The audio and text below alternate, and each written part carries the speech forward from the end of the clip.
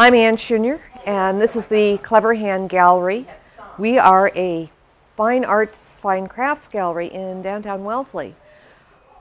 We formed ourselves about 38 years ago, originally in Sudbury. We were in Sudbury until 15, 16 years ago, and then we made the decision to move to Wellesley and take advantage of being in a college community, actually a community of several colleges, and to have lots of walk-by traffic and a lively downtown. And we've been really happy with the decision that we made to move here. There are, in the co-op, about 20 of us who are full-time participating members.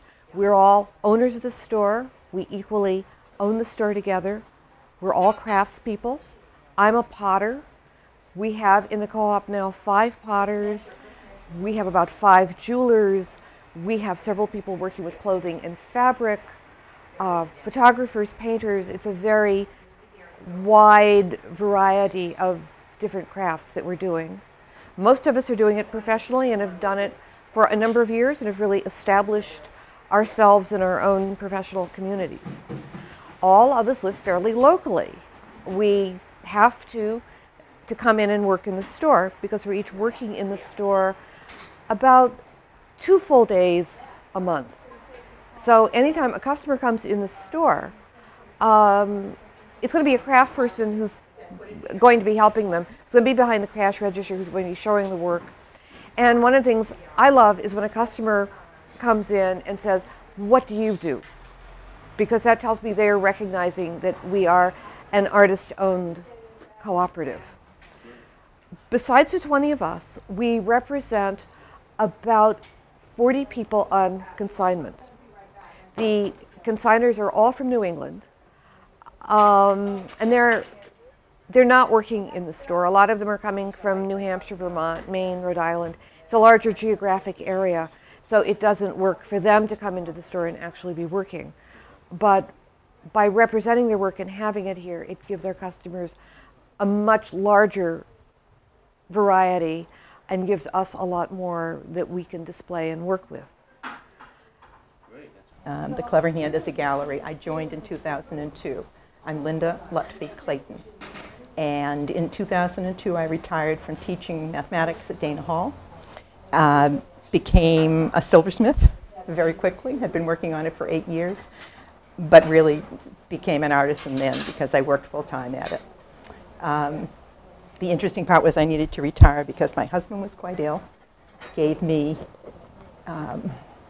gave me a focus, a community, a group of people who were really extremely supportive through the last 5 years of my husband's illness, through his death, and afterwards. The advantage of a cooperative is you're not just working among people who are very nice and socially friendly while you're there. You're working among people who become a part of your life in every sense.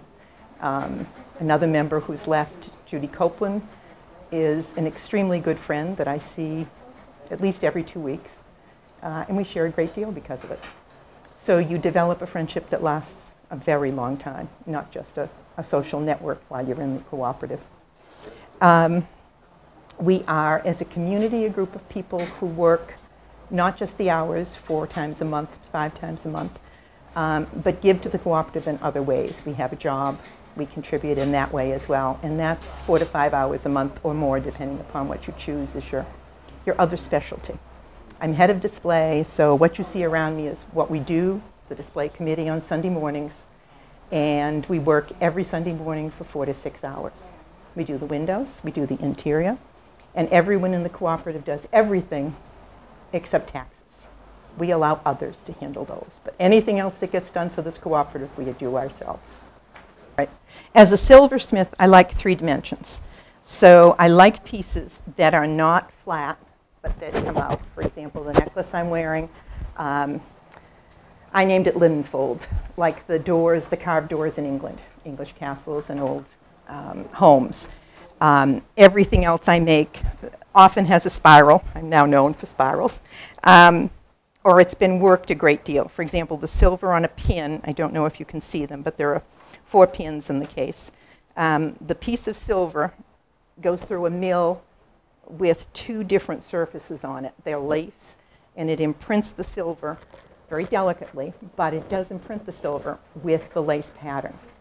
And then I engrave on top of that, usually branches and flowers. And then on top of that is an arch of silver and some gold-filled wire, so that you end up with layer upon layer upon layer, so that you really do see a 3D effect from the surface, much more than just a plain piece of silver. The earrings are spirals, or a big lazy spiral, or a very tight spiral. And I enjoy the effect of creating with silver something that has a sculptured look. I don't want it to have the flat look of a picture, but the sculptured look of a 3D piece. The other thing I'm doing right now is developing some glass necklaces, very simple, inexpensive, that people can wear every day professionally or just around whatever they're doing with children and not worry so much. They're $29 to $59, so it's a much less expensive piece that you can buy because the piece of silver has now tripled in price. The actual price that we silversmiths pay has tripled in the last year. So it's an enormous difference for us for the original cost. So I'm trying to work with silver and glass. There'll be silver pieces in with the glass beads, and there will be just glass beads. We're always taking in new members. There's always a lot of turnover in who's a member here. And by a lot of turnover, I'd say maybe 3 or 4 members a year will drop out of membership and will take in newer members. People will leave just generally because their life situations have changed. Either they have larger families that they're looking after, or sick relatives, or sometimes they just want to develop their craft in a different way than is best served by being in the Clever Hand. And we have people that will drop out for a year or two and then come back and rejoin us. So it's really a flow of who's in and who's out, which gives us a feeling of being a larger, more extended family. We take in new members through a process of jurying. We meet once a month. Once a month, the whole membership meets and has members that be long and drawn out, and as these things are, sometimes painful, in which we make all the decisions for the store. And so it's an extremely democratically run store, in that major decisions about major changes in how we're going to decorate the store, or once a long discussion on simply the color of the paint will get hashed out. But probably the most important discussions we have has to do with who's going to be a member. And we encourage any local artists or craftspeople to jury with us. We've got on the web our jury application and an explanation of the jurying process. And they bring work in, and once a month we meet and look at the work that's been submitted to us and then vote on it. And if the work looks good enough and up to the standards we want, then we invite them to come as a member. I think over the years, I mean, we're talking about a store that's been around for more than 35 years. One of the things that's changed the most is how we've grown professionally, which means that both the store in how it looks and how we present ourselves has grown professionally, but also the quality of our work. There is such a huge difference in the quality of the work between even when I joined, which I think was about 20 years ago, and what I see now. We're really looking for very top-rate, professionally done work that's beautifully executed, that is unique. We're looking with new members and with our consignees to look for someone who really has something new and exciting to offer the store. And so when we meet, when we're looking at something, if we're not seeing something that really excites us, then we're not interested. Because if it's not exciting us, it's not going to excite our customers. So we're always open to new people. Our website is very easy to remember. It's cleverhandgallery.com. Well, I'm a potter. I have a studio in Randolph, which is where I live. I moved there about 30 years ago and set up a studio and a kiln. So I'm pretty much set up there. Most of the work I do is wheel thrown. This is the work I do. I work in lots of colors. I like working in very intense colors. So I'm either working in a very deep, rich red brown, or in blues that are really very strong jewel tones for the blues, or sometimes very dark navy blues. But I really like color.